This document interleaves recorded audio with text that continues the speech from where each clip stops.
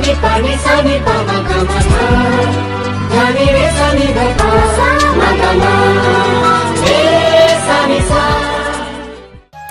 नमस्कार श्रोता बंधु, अखंड ज्योति ओडिया आजिर विषय है ध्यान द्वारा सुखर प्राप्ति। ज्ञान ध्यान भक्ति और वैराग्यर अभ्यास द्वारा कौनसी भी साधक परम पद और परम सुख प्राप्ति करिपारे, किंतु यह मध्य सत्य जे ज्ञान ध्यान भक्ति और वैराग्य प्रति विमुख अथवा विचलित होगा द्वारा आमे संसारर मायाजाल रे फसी नानाविध दुखर शिकार होइथाउ एवं जीवन और मृत्युर चक्र रे फसी जन्म जन्म पर्यंत दुख ही दुख पाई थाउ।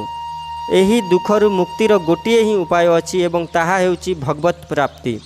भगवत प्राप्तिरु ही आमको शाश्वत सुख ब्रह्म सुख परम सुखर प्राप्ति होइथाए एवं आमे सबु प्रकार दुखरु मुक्त हो जाऊँ।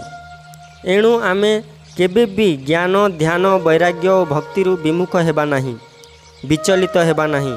एथिप्रति आमे सर्वदा सावधान रहिबा उचित। ज्ञान ध्यान भक्ति और वैराग्यर अभ्यास एवं प्रभावरु आमे संसार रे रही मध्य सांसारिक मायाजालरु मुक्त रही दैहिक दैविक भौतिक तापगुड़िकरु मुक्त होई परिबा एवं परिवार समाज राष्ट्र प्रति निजर कर्तव्य गुड़िकर सचोटता पूर्वक पालन करी निज जीवनर परम लक्ष्य को प्राप्त करि परिबा। अर्थात आमे ज्ञान ध्यान भक्ति और वैराग्यर नित्य निरंतर अभ्यास द्वारा परम सुख को लाभ करि परिबा। आमे सेतेबेले लौकिक जीवन रे भौतिक जीवन रे मध्य सुखी रही परिबा एवं आध्यात्मिक सुख तो मिलिबा सुनिश्चित। एणु साधक प्रत्येक दृष्टि लाभान्वित होइताए, परंतु साधना मार्ग रे चलिबा बेले जदि मन भितरे निज साधनार ध्यानर ज्ञानर वैराग्यर भक्तिर अहंकार उठिबारे लागे तो बुझिबाकू हेबो जे आमर साधना उपयुक्त दिशा रे चालू नाही।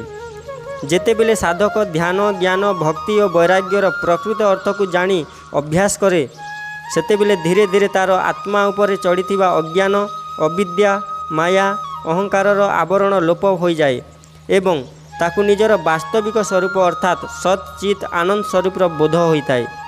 जेमिति मेघर आवरण हटिଯିबा परे आकाश रे सूर्य चमकी उठे एवं तद्वारा पूरा आकाश मध्य आलोकित हो जाए। एही आत्मबोधरे ही ताकू परम सुख ब्रह्म सुखर अनुभूति होता है। एही सुख विषय भोग सांसारिक सुख साधन गुड़िकरु मिलुथिबा सुख बोली क्षणभंगुर नुहे बरम स्थायी होता है। कारण एही सुख इंद्रिय गुड़िकरु नुहे आत्मारु निश्चित होता है। एही सुख आत्मारु निश्चित कहीं ओ किपरि होता है।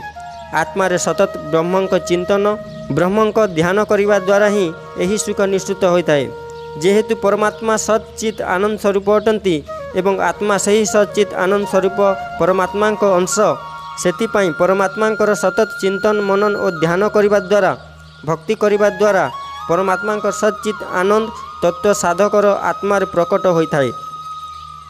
परमात्मा सुखर राशि अटंती, एणु सही परम सुख साधकर आत्मारु निश्चित होता है।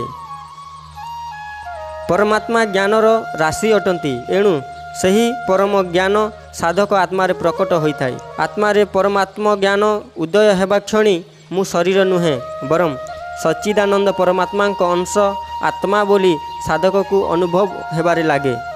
शरीर नाश होला परे मध्य मोर नाश होई न थाए, कारण मु अजन्मा नित्य सनातन और पुरातन। शरीर मरीजा द्वारा शरीर मृत्यु होता है, मोर नुहे। यही शरीर तो मो आत्मार वस्त्र मात्र। जेमिति मु पुरुणा वस्त्र को त्याग करिथाए सेमिति यही आत्मा पुरुणा शरीर को त्याग करी दूसरा नूतन शरीर को प्राप्त करिथाए। आत्मारे परमात्मा ज्ञान प्रकट हेबा क्षणी साधक संसारर कौनसी वस्तु व्यक्ति प्रति कौनसी आसक्ति रखि न थाए। से कामना रहित होई कर्म करिथाए। से कर्तापणर भावनारू सर्वथा मुक्त होई कर्म करिथाए। से निजकू अकर्ता और भगवान को ही कर्ता मानी कर्म करिथाए। से निजकू भगवानंकर हाथर एक काठर कंढेई मात्र मानी थाए एवं तांकर इशारे नाची थाए गाई थाए सोई थाए जागी थाए एवं बहुविध कर्तव्य कर्म करिथाए। से मान अपमान सुख दुख हर्ष विषाद आदि सबुथिरे समान बुद्धियुक्त होई निजर कर्तव्य कर्म करिथाए, निष्काम कर्म करिथाए। से जहा किछि भी करिथाए बा करुथाए ताहा भगवानंकर ही करुछि, भगवानंक पाई ही करुछि बोली अनुभव करिथाए। से पुण्य और पाप दुईटिकु त्याग करी ताहार ऊर्ध्वकु चली जाए। से दुख सुख उभयर ऊर्ध्वकु चली जाए। से संपूर्ण रूपे कामना गुड़ी को त्याग करी ममता रहित, अहंकार रहित और स्पृहा रहित होई विचरण करिथाए एवं प्रत्येक क्षण से परम सुख, ब्रह्म सुख, परम शांति रे बंची थाए। गीता अनुसार यही स्थिति वास्तव में आत्मबोध, आत्मज्ञान और ब्रह्म को प्राप्त होइथिबा साधकर स्थिति अटे। यही स्थिति स्थितप्रज्ञ हेबार स्थिति अटे। ब्रह्म को प्राप्त होई सही साधक, सही योगी केबे मोहित होई न थाए, केबे कौनसी वस्तु व्यक्ति प्रति आसक्त होई न थाए, केबे अशुभ मंद अथवा पाप कर्म गुड़िकरे लिप्त होई न थाए। से संसार रे रही मध्य संसार प्रति निर्लिप्त रही थाए। जेमिति जल रे रही थिले मध्य कमल जल ठारू निर्लिप्त रही थाए। से सर्वदा निज आत्मा रे ब्रह्मंकर ध्यान करि थाए, ब्रह्म को अनुभव करि थाए, ब्राह्मी स्थिति रे स्थित होई थाए एवं ब्रह्मानंद को प्राप्त होई थाए। ग्रीस रो राजा प्रसिद्ध दार्शनिक सॉक्रेटिस को भेटिबा पई पहुँचिले। से तांकु प्रश्न कले, कृपा करी कहंतु जे संसार रे एते असमानता काहेकि, प्रत्येक जगार एते विसंगति काहेकि, एगुड़िकर निस्तारण किपरि होई पारिबो। सॉक्रेटिस उत्तर देले, राजन, दुनिया जाकर असमानता दूर करिवार आवश्यकता कौन अछि?